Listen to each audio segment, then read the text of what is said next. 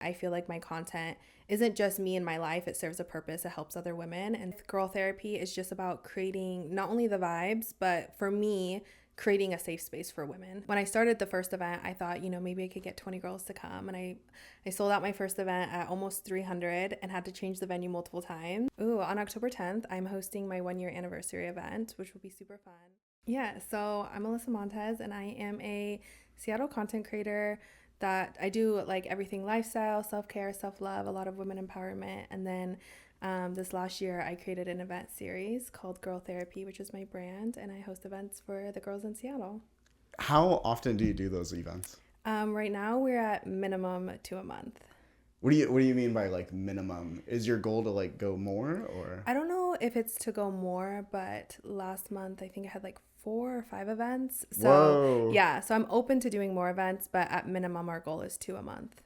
How do you even manage 4 to 5 in a month? Like, I'm currently learning how to delegate. I have an assistant that helps me with my events now. Okay. Yeah. Yeah. So like, when you're talking 4 to 5 events, or were they all the same event, or are they like all different? Yeah. So I created Girl Therapy I had no idea what I was doing. And eventually I really learned that creatively, I want to just come up with whatever. And so a lot of my events, every event is different.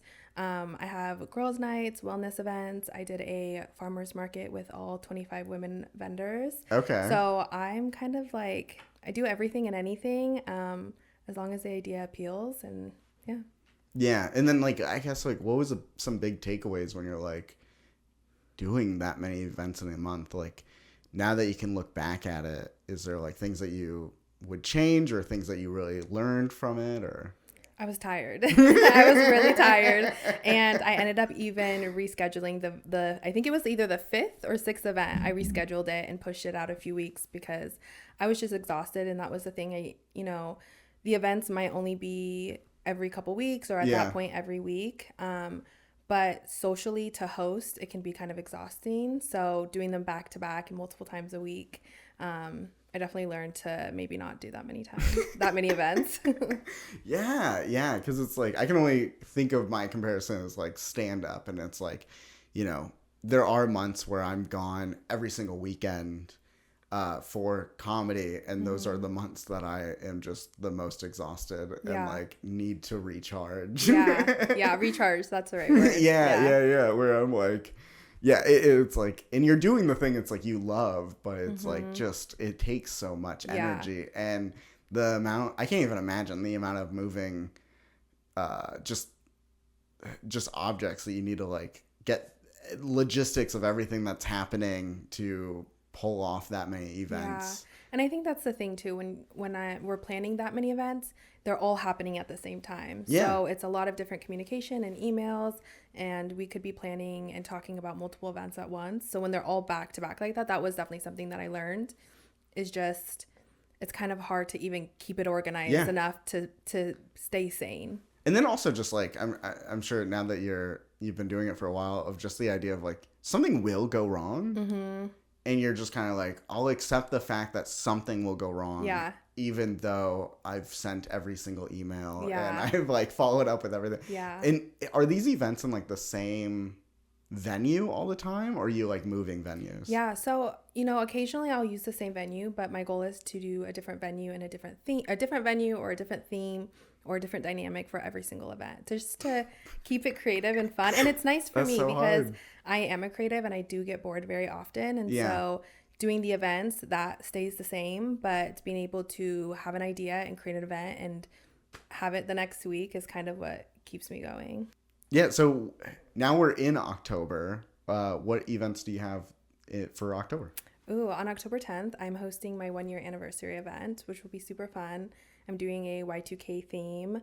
Love it. And it's going to be kind of like birthday party vibes. So it's just to celebrate all the community and all the girls that have made Girl Therapy happen this year, and to kind of, it's an event for them. So all the events are for them, but this one is like a big thank you event. So we're going to have some fun vendors with permanent jewelry, tooth gems, mini tattoos. And those vendors have been like a core staple of Girl Therapy. So it was really important for me to have them. And then, And then I'm going to be doing a Halloween event on the Saturday of Halloween weekend. Oh, nice. And then some other really fun events. I'm doing a painting pottery night is in the works, and potentially a haunted house event as well. That sounds so fun. Yeah. For the birthday one, the anniversary, where will that be held at? TBD. I'm trying to make sure that we can accommodate everybody. So I have a couple venues in mind, but we're kind of working on that one right now.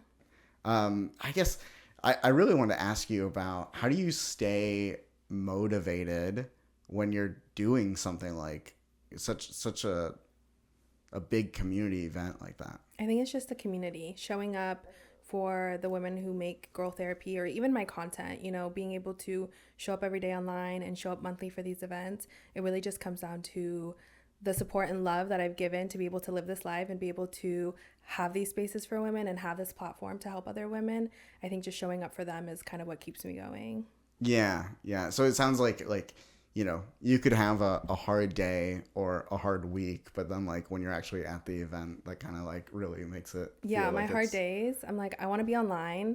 I want to talk to my besties, my online besties, and at the event, I feel like nothing matters other than just being there and being present in the moment. Yeah, that's a good way to be, because you're right, and that's something I'm working on, is trying to be more present and trying to like enjoy the moment more, because I can be at shows and I could be thinking about ticket sales and the PA system and seating and just and then I forget to actually enjoy that I did the thing. Yeah. So exactly. like that's something that I'm trying to work on too, where it's like just take a breath. Like I did that this weekend. Like I was just in Colorado this weekend.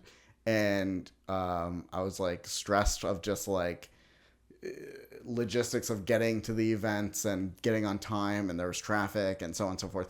And then I was just like taking a breath and being like, yeah, let's just enjoy like here we are. We're in a beautiful area. Let's have a good time. And then like afterwards, after the show, of like talking to everyone that came and just like remembering like this is the fun part. Yeah. This is the enjoyment. Yeah, that's what I've been trying to do more often. I feel like when I'm in the middle of my days, I'm like, look at my life. Look what I'm doing. Like, let's be grateful for a second. Yeah. So I feel that, yeah. Yeah, it can be hard to like really keep that in mind. Okay, so I know you make content for, many different platforms. But I know that you kind of paused YouTube for a minute. Why take a pause on YouTube? I'm a short form girly. That's where I started. I started on TikTok, and then I moved to Instagram. So now I do both of those.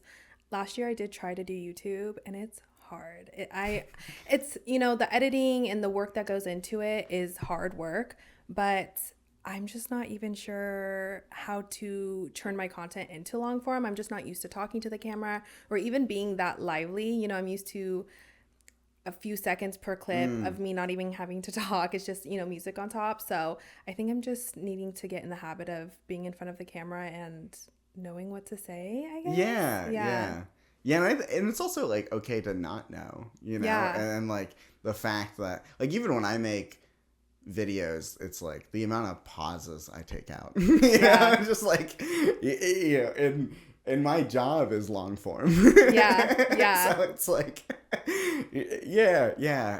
but it is different. It's very different. And I almost feel the opposite way of like from coming from stand up, which is long form, and then going to like short form content where it's like a TikTok, and I'm like, how do I make this make any sense in a minute? Why Seattle out of all the places that you could start building a community in? Well, I'm from Seattle. Okay. So I was already here. And then I just saw the lack of community in Seattle. I think Seattle has been growing so much in the last year and couple years. Yeah. Within the nightlife and the community and even the content world.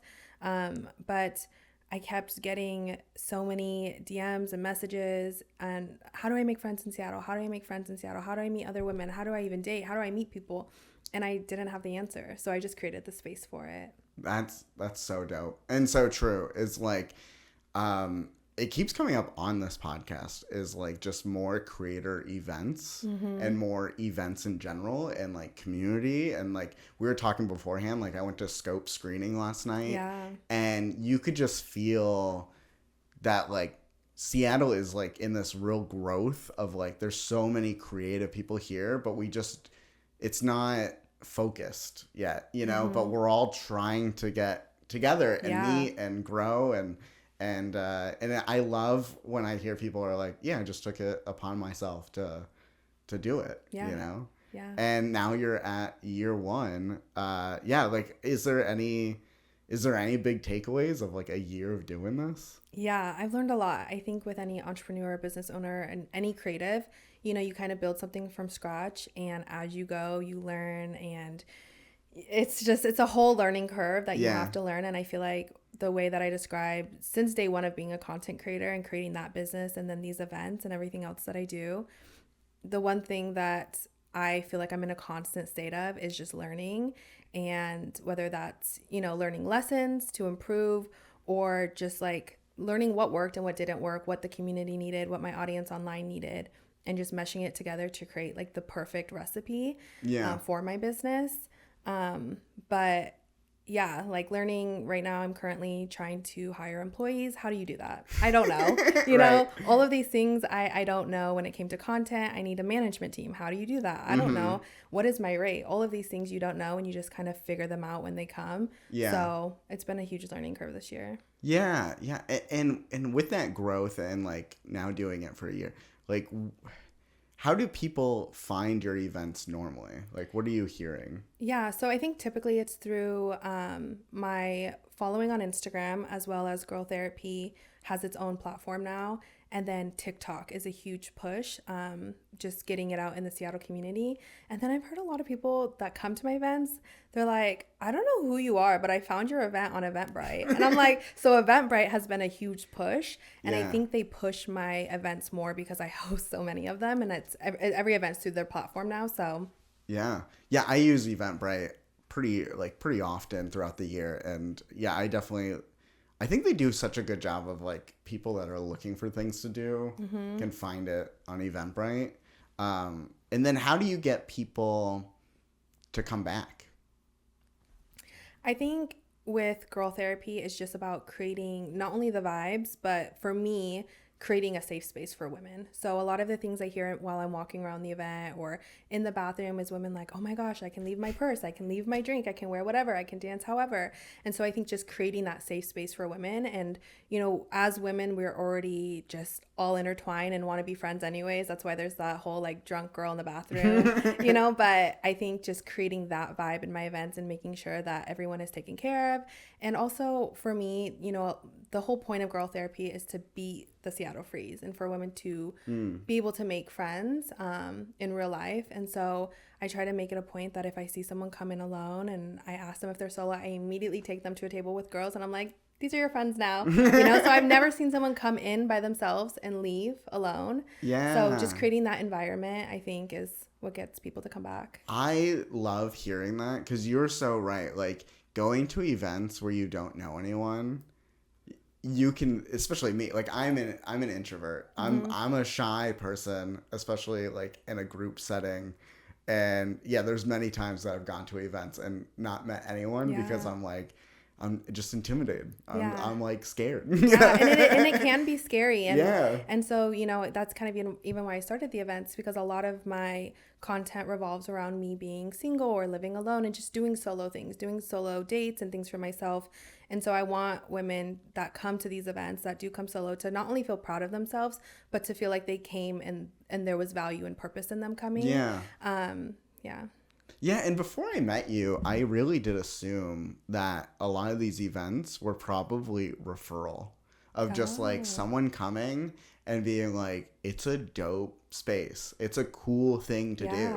And then like them inviting the rest of their friend group the next time. Oh, I'm sure it's a bunch of that too. Yeah. For sure. Yeah. Like I just had to assume where it's like you're building something that's like very needed. And then you're also, it's like a certain niche, you know, like it is like a certain thing that people are looking for.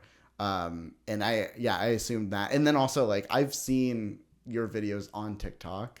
So I assume that probably was like a big push for it too. Yeah. Are you trying to grow like with the community base? Are you trying to grow like an email list or like a following for it, or like what's like kind of like I guess like almost your pipeline for like events like that? Good question. These are the things I'm now figuring out. I think, obviously being a creative, I'm type B. I'm all over the place. There's no structure. And now we are 12 months in and I am like, I guess girl therapy needs an LLC. I guess girl therapy needs a trademark. And so I'm figuring all these things out, as well as structure and that pipeline. And an email list is actually on my to-do list. Nice. I looked into it last, but I'm, these are some of the things too, because of being so in the online space. I'm like, do we really need an email list? Like, is that something I really need? Is that beneficial for the age group that I have? I check my email because that's just like a big part of my job, but I don't really know, the numbers on that, if it makes sense. Yeah. I mean, one of my goals for last year was to really grow my email list, and that kind of fed into this year.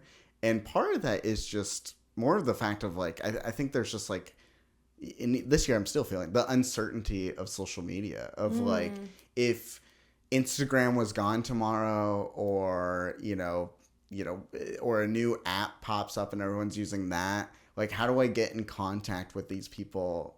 Like, how do I own that data? Okay. And like with an email list, you can own that data of like, I can contact my community even if like this big corporation decides to get rid of it or something. So that's on my to-do list for tomorrow morning. Yeah. And it's like, and it's, I put it on the back burner from time to time, but it is like, having this conversation right now is like, okay, I need to put that back on the vision board. It needs to be back up there. Because it's like, I don't know, every year I feel like things just kind of shift a little bit with content creation. And I feel like, I don't know if you feel this way, but I feel like we're in this like weird unknown of like, I feel like I could see a different app coming up or like a shift. And I also see a lot of like people going to long form from short form and just kind of like things moving around. Yeah.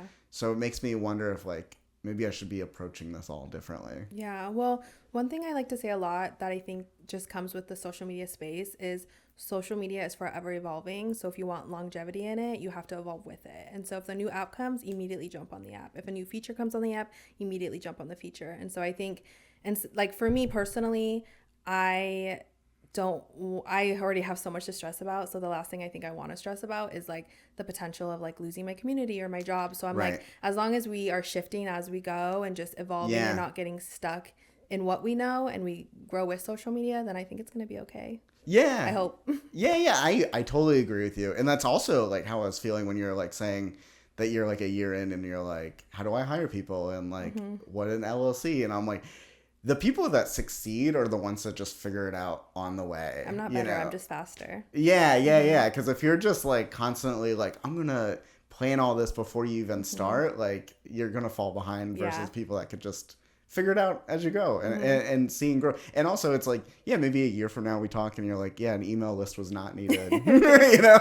Referral and Eventbrite and social media is just enough, to kind of like really grow it to something. Yeah. So I think that's so cool. But that kind of like perfectly does lead into like, what was your focuses for 2025? Well, so going into 2025, I had just started girl therapy. I was going into my third event, I think.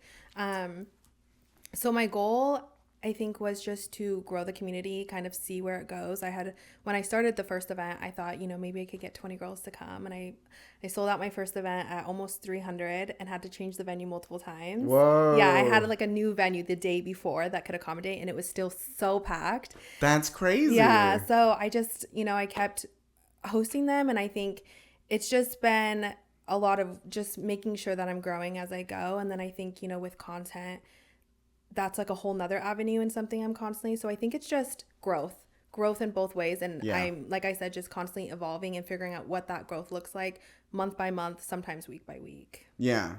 Because it sounds like you also still enjoy making content. Yes. Yes. It's my favorite. Okay. What about it do you like, and like what content is there, like a favorite part of content that you like making?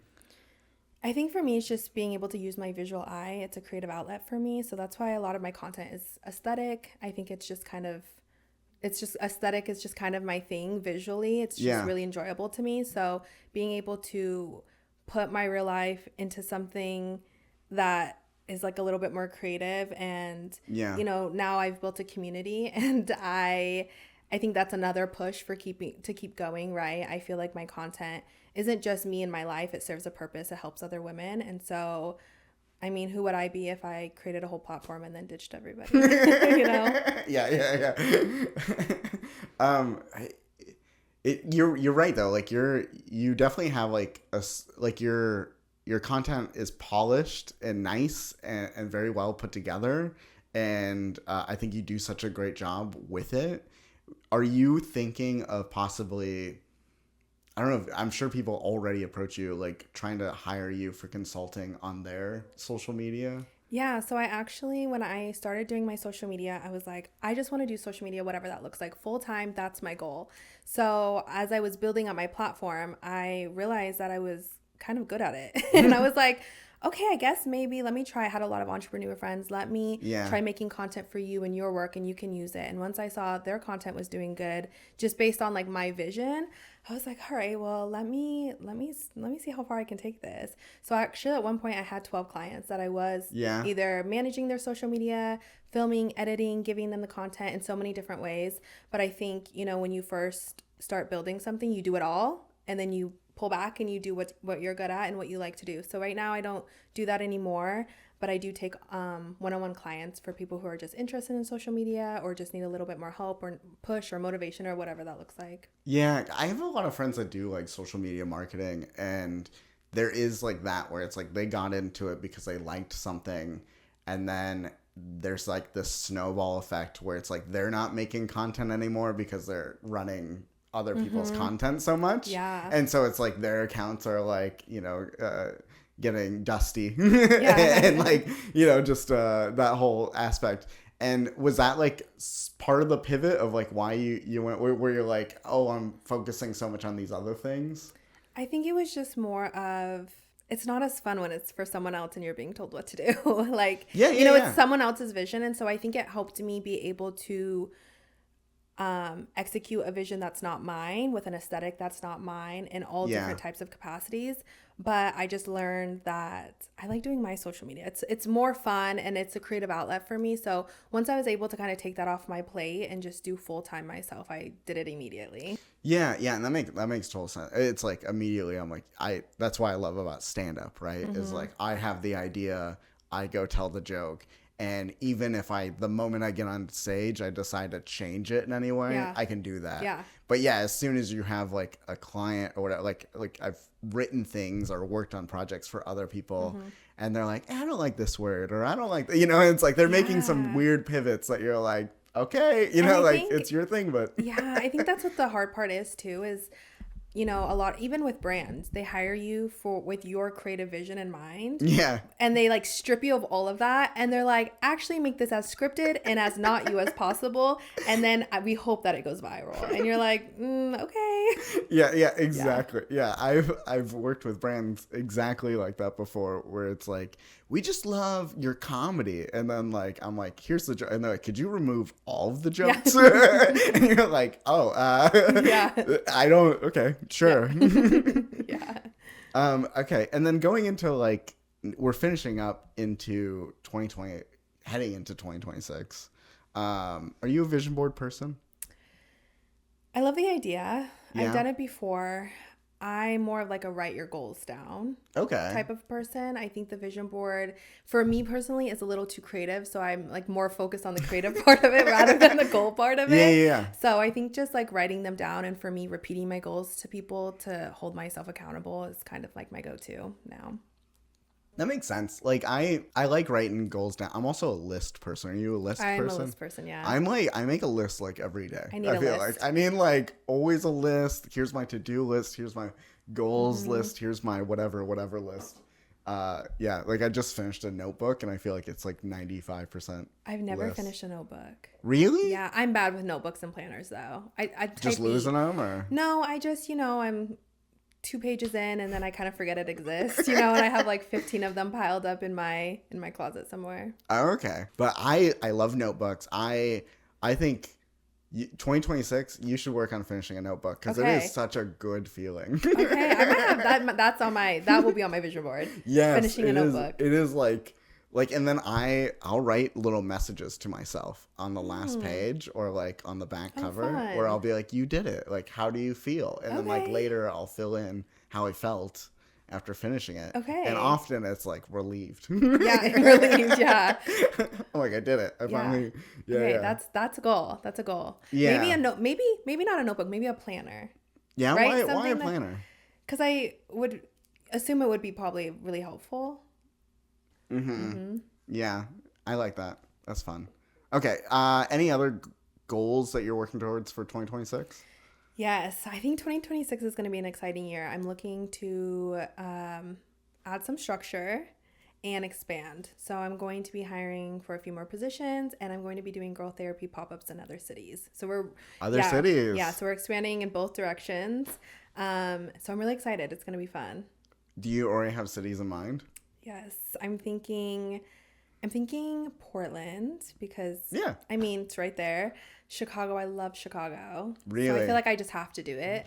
And then probably Texas. It's big. I have a big community there. So I feel like it would be a good one. But I'm open to other ones. I also looked at my demographics, which often change. And so LA and New York are also potentially on the list. But yeah. Man. Now you're just touring. Yeah. I know. Girl therapy tour. Yeah, that would be dope. Yeah. Yeah. I can definitely give advice on that if you ever need it. Yeah. I will be circling back for that. Yeah. Just like like once you're like, I'm taking this on the road, it's like it's so different. I know. And I think, that's like one of my biggest goals, but I just again don't really know how. So I'm in the process of figuring all of these things out right now, and then there's a whole nother avenue with my content, and I think my goals for that are obviously just growing my platforms and growing on YouTube. Yes, growing on YouTube. That's a big goal for 2026. Love it. Yeah. That's on my goals too. Is like I'm really gonna like lean into the YouTube thing. I just feel like especially with the podcast, that's like kind of where we're seeing the most growth. I'll get comments of people that like binge the whole season on YouTube, and it's like that's not happening on Spotify as much, Yeah. Okay. Well, that's good advice because that is another goal is to start a podcast this year. I've been talking about it since December, but the events kind of took off, so I put the podcast on hold. But now that everything is kind of balanced again, I'm looking to start a podcast. So that is something that I'll be working on in the next couple months as well. Yeah. Feel free to message me and I'll tell you the good and the bad of all of it. What do you have an idea of like what the podcast would be about? Yeah, so I go on TikTok Live a lot, and I give a lot of dating advice, self-love advice, just Makes a lot sense. of empowerment. So I'm looking to kind of do that podcast style. And I think, it'll be a lot of like big sister advice on friendships and breakups and relationships and just motivational, as well as I think I'm going to do at the end, like Ask Alissa. So personal advice that will be in every episode. Yeah, I like that. I think that's so good. And then that way you could do like, are you thinking like Q&A style where it's like? I think I'll be doing a Q&A in every episode, but it'll be a broad topic. So let's say the topic is friendship breakups. Yeah. So then the whole podcast will be just my experience with that, what I've learned and my advice. Yeah. And then I may do some questions at the end. Yeah, I like that. Do you want to just tell me more about you have like a Halloween party coming up? Yeah, so I'm going to be doing a Halloween night at Sarajevo. I do a lot of events there. And it'll be costume. I'm still working on the theme. And it'll be November 1st, 10 p.m. Yeah. Great. Yeah. And then where can people find you online? At Alissa.Montes, TikTok, Instagram, YouTube. And then Girl Therapy has their own Instagram at Girl Therapy Seattle. And then I always like to ask, like, where do you live? Where do you spend the most time? Oh, I think it's split. Well, consuming or creating? I guess, like, consuming, I would say. Ooh, probably TikTok. Okay. Yeah, I love TikTok. I love that it just feeds me what I need in that moment and picks Yeah. up on what I don't like and what I need like immediately. Yeah. And then as well as being able to just it's a little bit more, what is the word? Yeah. Mindlessly Yeah. Yeah. Yeah. scrolling. Yeah. Yeah, Yeah. it just doesn't take as much effort as Instagram, I feel. You know? Yeah, I would agree with that. As a creator, I love TikTok and it's great for so many different ways. But Instagram is really more community based. People are a little bit more stingy with their follows on there. So when they want to follow true. you, they want to they want to That's watch your true. stuff. So I feel like there's a lot more community on there, and but TikTok's a little bit more fun and free. Yeah. Okay. Well, thank you so much for doing the Of show. course. Thank you for having me. Yeah, of course. And I've been your host, Zach Lyman. This has been the Zach Lyman Podcast. Outro music.